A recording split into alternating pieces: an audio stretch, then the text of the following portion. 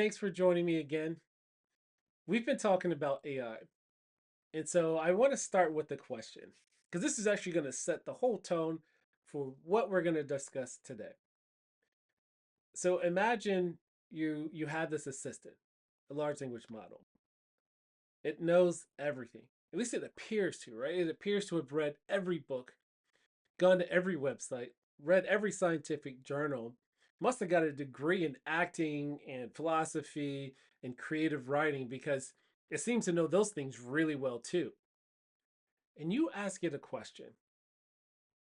Have you ever wondered how it generates that response? I mean, the responses that seem to be spot on. You're quitting your job, you're angry at your boss, you want an angry hate I quit you message, email, whatever that you want to send to this boss to really just stick it to him. And AI looks at your question, looks at the points that you want to make, looks at the tone, and realizes that you're really, really angry, but you probably can't send a message the way that you want to. And so AI will generate a message that seems to get the whole gist of what you want it to express your anger, your frustration, or whatever, and still generates an email that's professional to go to your soon to be ex boss because it knows that it can't send that hot mess that you want it to send. It knows better. And you look at it and say, huh, yeah, that sounds more of like what I probably should say. Or for I don't know, maybe you have these deep thoughts and they're in the philosophical range, right? So they may not feel like there's a true answer. And you start crafting your feelings and thoughts and you want to pose it to AI to see what AI thinks about all this. And it takes what you look, takes what you've given it, and it comes back with something that is very philosophical. It feels deep, actually, right? It feels deep as the type of response or whatever that you get back from that. And you're like, wow, man, this thing is smart. That's a very thoughtful answer. You're amazed by that too. We move forward. For your job, you may be trying to do some kind of competitor analysis and you don't quite understand a competitor's product. Like what actually makes that really work? Why is there even this industry? Because you're trying to really do an industry assessment. So you know there are competing products with yours, you know there's various competitors. You just want to understand like what are the dynamics of this industry. And so you put all this stuff down.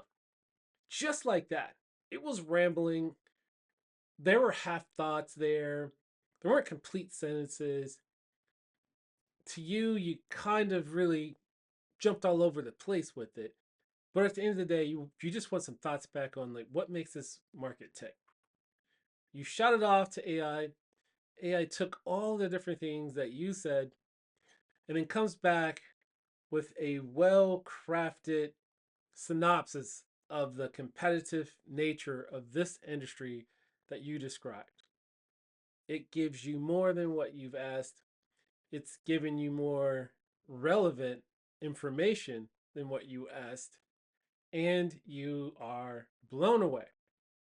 Because if you would ask one of your friends to give you an answer based off of what you gave it, they'd still be scratching their head, probably asking you 15 other questions to get the real meaning of what you said. And AI did it just like that. It seemed like it took no time and it responded. Again, I mean, this stuff is just like, it feels like it's magic again, right? It's coming up with the stuff. You want to learn a new skill, you don't know where to start. You kind of start describing what you think the skill is, but you don't really know the terminology. So you're grasping at analogies or whatever to kind of talk about this thing. And again, AI knows what you're saying. At least you think it does, right? Because it comes back with a good explanation for what this skill is, how you might get involved, who could help you learn more. And if it happened to be a sport or something, like maybe how you go find a connection to do it that's close to you, provided of course you gave it your location, of course, right? But again, it did more than what you asked. It really answered something that it probably would have taken you a lot of time to go do in terms of research. I'm not saying you couldn't have done the research, but it seems like it's this multiplier, right? I want to shorten my time to get to an answer. I want to figure out a good base to work with to maybe it's an outline or whatever. Just you need a way to get started. You ask AI some questions and it comes back and gives you that way to get started and you're blown away. You're like, this is on the magic level. I'm scared of how magical this is. It understands me better probably than my friends do. Well, here's the catch, it doesn't understand you. It doesn't understand a single word of what you're saying. It understands nothing. Hear this again. It understands nothing. I could sing a song to that, but I won't. It doesn't understand anything, at least not in the way that you or I have learned to understand concepts and thoughts and questions. And that is mind boggling or blowing. It's just craziness, right? It's just how this works. Well, today, by the end of this conversation that we're having together, I promise that I will demystify how AI does it. I'm just going to rip the band aid that covers right off this whole thing and tell you how AI actually generates that text that you see. And here's a hint, it's really, really good at pattern matching. Okay, that's it. Let's jump into it and I will get started breaking this down. As promised, across all the other things that I do, I will do my best not to make this super technical. In fact, I promise it won't be super technical.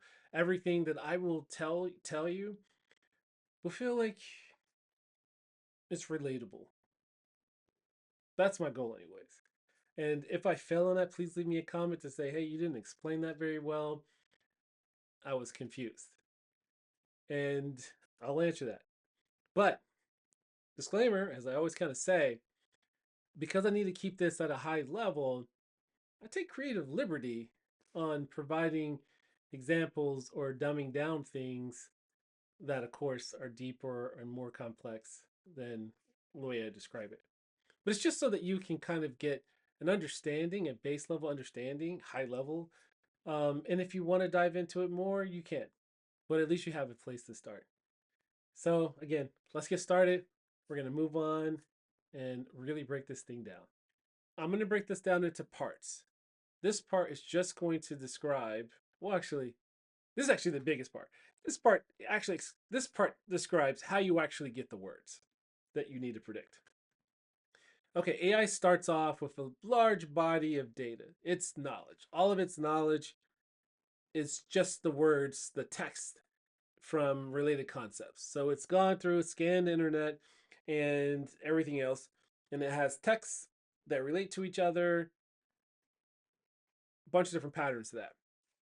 Doesn't understand the words. So it needs to convert the words into a numerical representation because it understands numbers. And it creates a map. In the world of computer science, a map is a key and a value. The key tells you the location of the word. So if you have a huge map, which is what AI has when it's trained on data, it has a huge map of words, which are keys, and values, which are words. And so when you have the word the or so, it's mapped to a number. So it knows all of this stuff. It also has the concept of knowing the relationships between words and how closely some words are to make up a concept. For instance, colors. It has all these colors together in relation to each other. They're close because they're colors. So that's like in one neighborhood, one bucket of things, right? And then for something else, it may be the different types of dogs. Well, they have nothing to do with colors, really. So all the dogs are in another bucket. Same thing for cats, same thing for cars, trucks, any kind of topic that you can think of. We have closely related groups of words that are in buckets for that. And you have the concept of a map to know how to find the words in each of these buckets. So you have related buckets all around here. That is the concept of embeddings because each word, for the most part, is an embedding, which is just a little mini map of a key and a value across a large map of things that have keys and values and related concepts and buckets. That's concept number one. Now we move on to, well, what do we do to find the words we need? Because AI, again, does not understand words, it understands relationships. Well, you give it a prompt, and your prompt are just words. And so it converts every word into an embedding.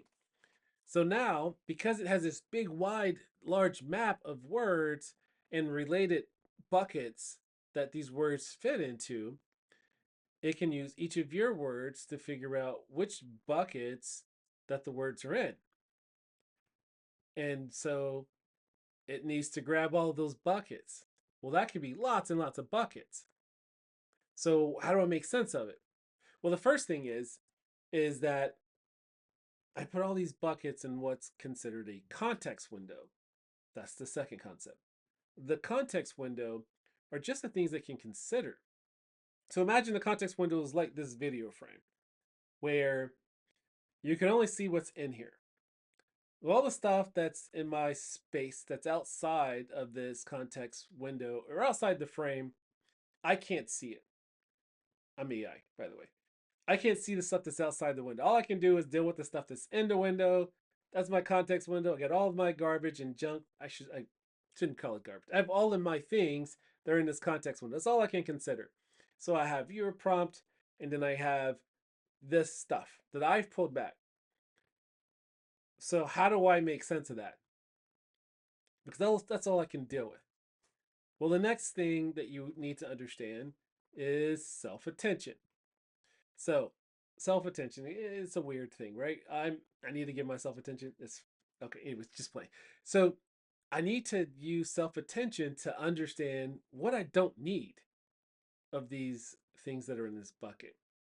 So you could think of like self-attenuation, self-attention, like the way you skim a book, some words jump out at you and others don't. The words that jump out to you may feel like they have more meaning within the paragraphs or the things that you're reading. And so those kind of stick out with you. The other things just kind of fade away. They don't really make as much sense. So what AI does within this context window is that it takes all of your important words and it relates them to each other. And then it looks for those important words within the buckets that it brought back, the ones that seem to be related together. So if this one bucket of words doesn't seem to make sense in relation to your words that you gave it, drops that bucket. Self-attention says, I don't need this bucket anymore. I drop it. Never going to add anything else because that's my window. But I drop this bucket. My window gets a little bit smaller, stuff I have to be considered with. And it does that for all of the words and only keeps the words that are very closely related to each other in context of everything together. I'm just left with words that I can choose from, that I can use to build up a response to you. Wow, that's still a lot of words, probably. What happens next? So now I have these embeddings, which are basically the relationship that the computer understands or the AI model understands to your text. I don't understand your text, but I understand numbers. So I take all the embeddings that are left, these key values, and I know how to find the words because I know where the keys are because they're numbers. And I have all these things that are left, and I need to do a prediction exercise. This is just natural language processing at this point, where I have words I can use, and I need to predict each word that follows the first word. I predict the first word because I'm giving a series of words that have very high probabilities of being the first word to choose. And so I choose the highest probability word to start with. And then I'm giving another series of words that begin to have the highest probability out of all this stuff. And I get to choose the next word that has the highest probability. So now I have two words. When I go to make the third word, I'm able to look back at my previous two words and I can choose the third word and test against the previous two words to make sense. They still make sense in this order and in relation to each other. And if they don't, I can go back to a previous word or word before that and make predictions down another path. And I'm doing this by trying to get the overall highest probability of words till I get to the end. And I get to keep going back and forward until I find the highest probability words that I'm predicting. It's always about predicting the next word in relation to your previous predictions. And I'm doing this iteratively until I get to the end. And when I get to the end, I've got a well crafted response because I wasn't allowed to choose anything that was outside this context window. And I wasn't allowed to keep words if, in relation to each other, were not coherent, didn't make sense. And I was able to keep flowing this way until I got to the end, which is how I know and feel confident that what I'm going to give you makes sense and is coherent. And that's what I send to you. That's how I predict words. I've just proven that AI doesn't understand a single word.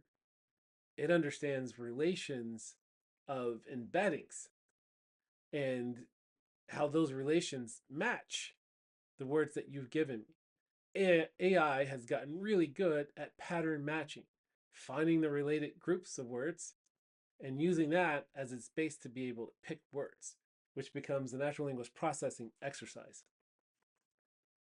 Ta-da! No magic, just probability math, converting words to something that the computer, the model can understand, and then just keeping the stuff that makes sense.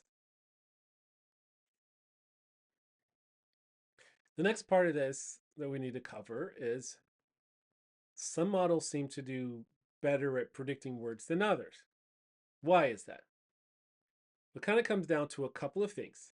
The first is the size of the model, the size of the training data that it has to work with.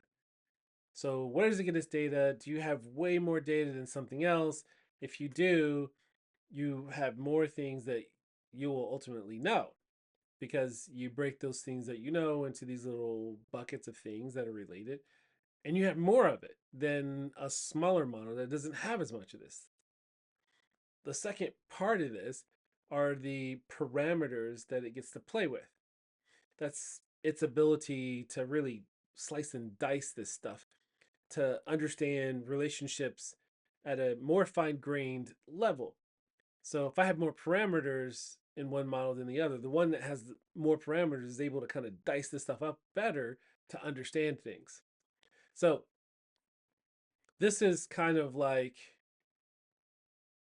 two chefs.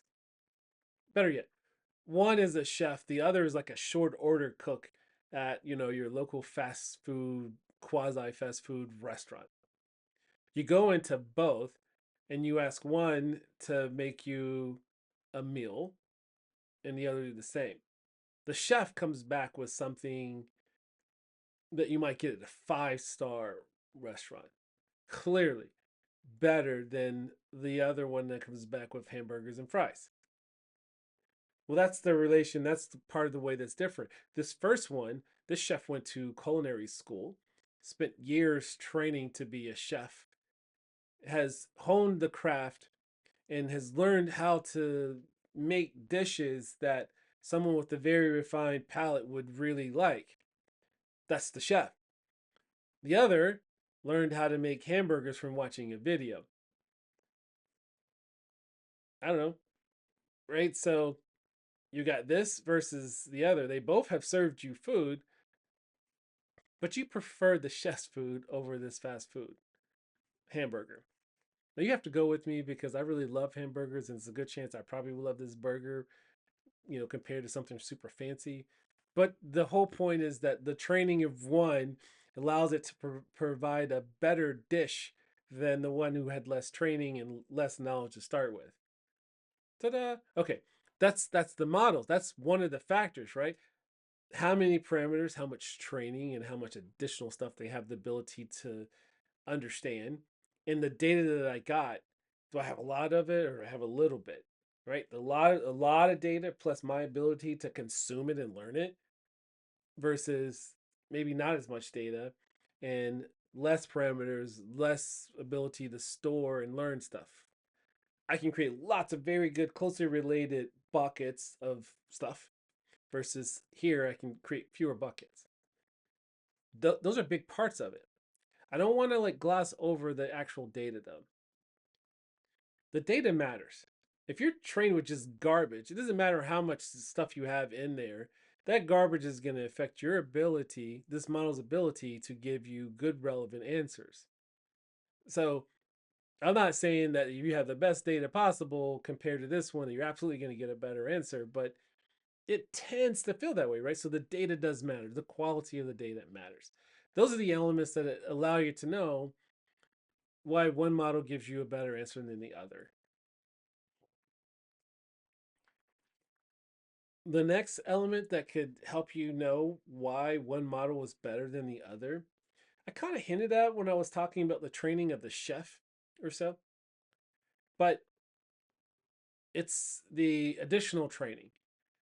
I start with a basic model that knows how to do a lot, but I can make this model better by specializing somewhere.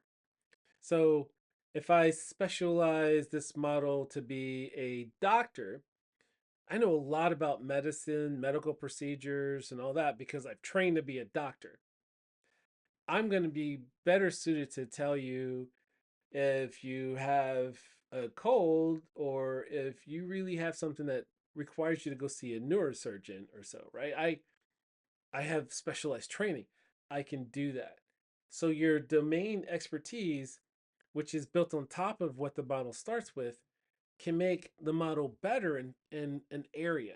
Not necessarily better on just general knowledge, but in that field of medicine, because I had that specialized training there, I can recognize words and relationships within the medical domain better than a model that wasn't trained for that. This model is trained for it, is able to see relationships that relate to medicine, but not as in depth as this one that's trained for it.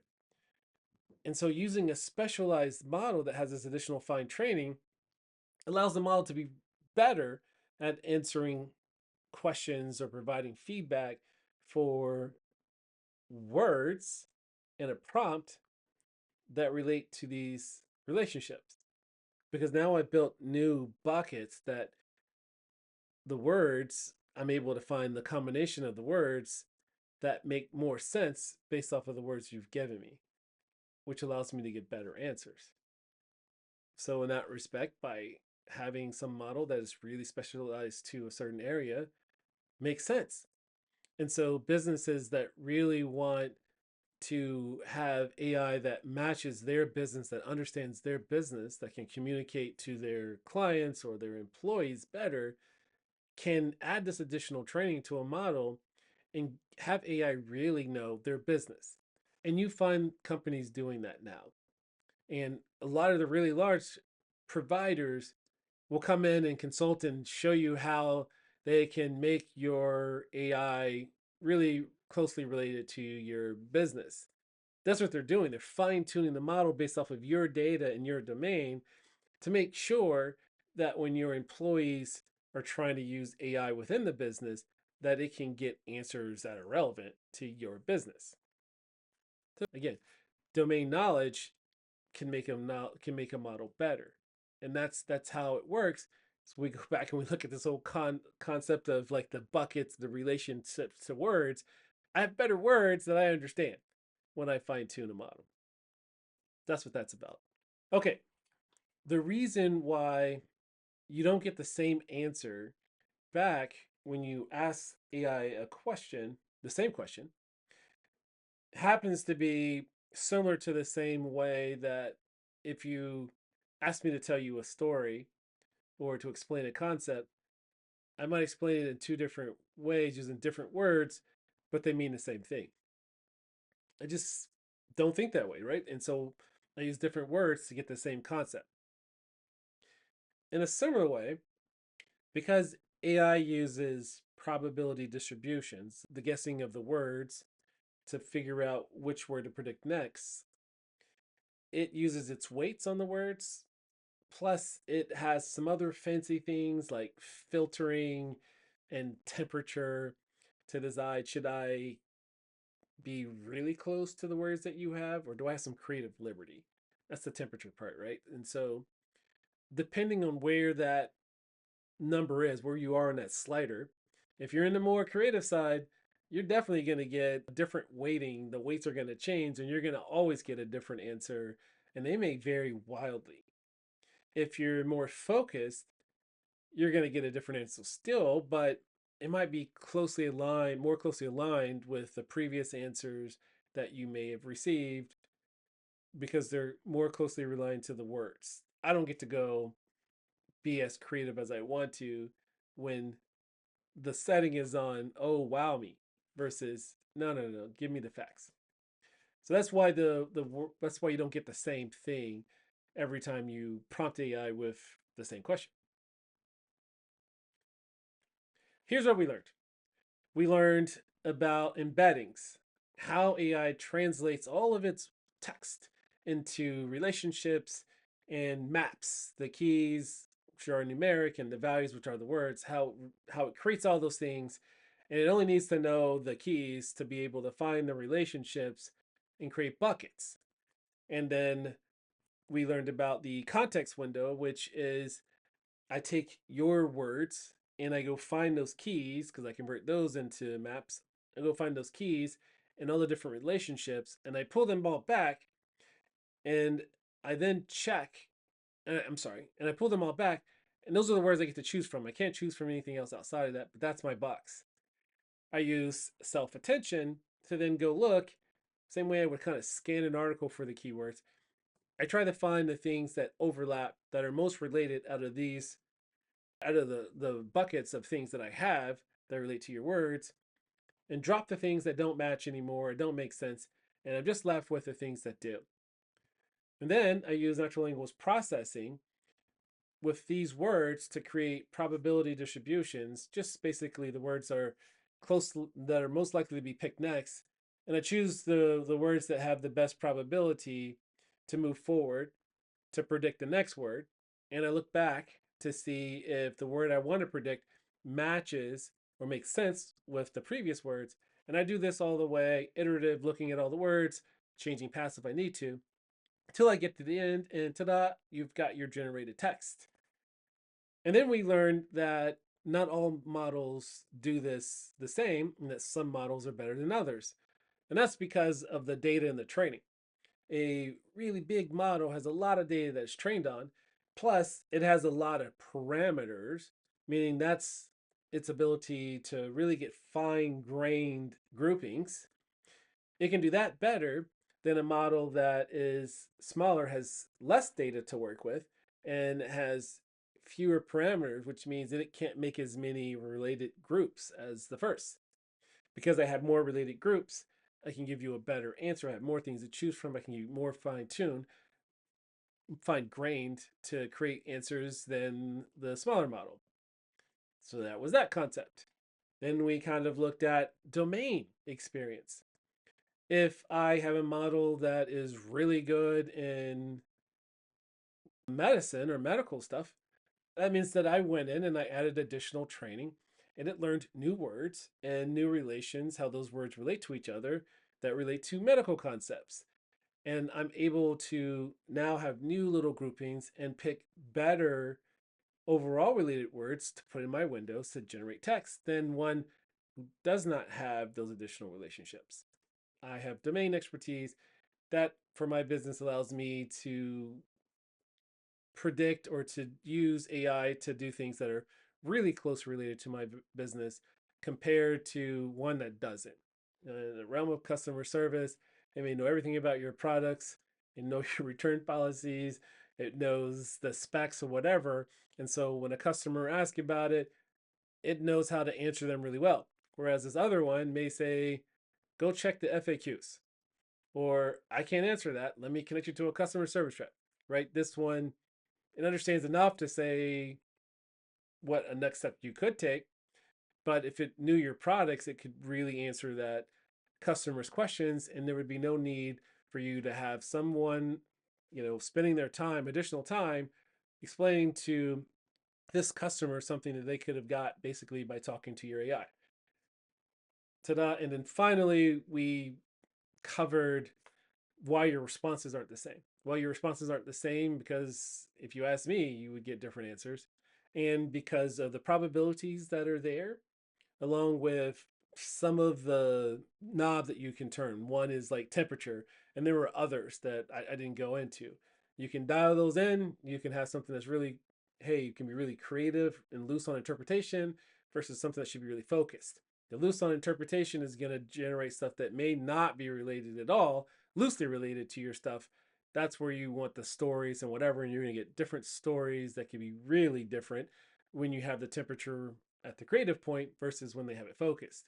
And even at the focused, where it may be something that really needs to be close to what you've asked, you don't really want deviation, it may be something factual, you may still get that same factual answer back, but it's said differently because of the probabilities again. That's it. So we've now talked about why AI is the way it is and the fact that it does not understand you. It's learned to understand relationships. It's learned how to match those to the words that you've given it. It's really good at pattern matching. And then it knows natural language processing, and it's really good at predicting, giving the information that it can use to give you stuff back. I hope you found this as useful. If it was pretty good, let me know. Give me a comment, leave me a comment. Suggest other things that you might want to learn. If you look at these notes, the stuff that comes along with this, I've put down ways to contact me. You can reach me on social, you can reach me there. I'd love to keep the conversation and learn about things that you might want to hear next, and I will respond to all of it. Thank you for watching this, and I hope to have you in my next, well, I hope to talk to you again and have you there for a next episode.